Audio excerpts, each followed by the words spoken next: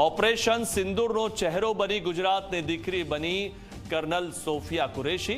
આતંકીઓના સફાયા પછી સમગ્ર વિશ્વને નારી શક્તિએ બતાવ્યો ભારતનો પાવર। કહ્યું, ભારતને છેડશો તો છોડીશું નહીં। હવાઈ હુમલાથી બચવા ગુજરાત સહિત સમગ્ર દેશમાં સિવિલ ડિફેન્સ મોક ડ્રીલનું થયું આયોજન।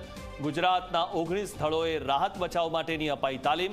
રાત્રે બ્લેકઆઉટ કરીને નાગરિકોને સ્વ બચાવ માટેના પાઠ શીખવ્યા।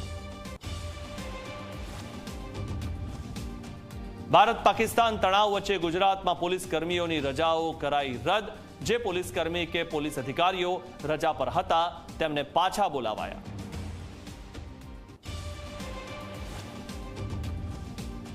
ગુજરાતમાં સતત ત્રીજા દિવસે પણ સાંબેલાધાર વરસાદ। અનેક જિલ્લામાં ભારે વરસાદે વિનાશ વેર્યો। ગુજરાતના ખેડૂતોને વરસાદે બરબાદ કર્યા।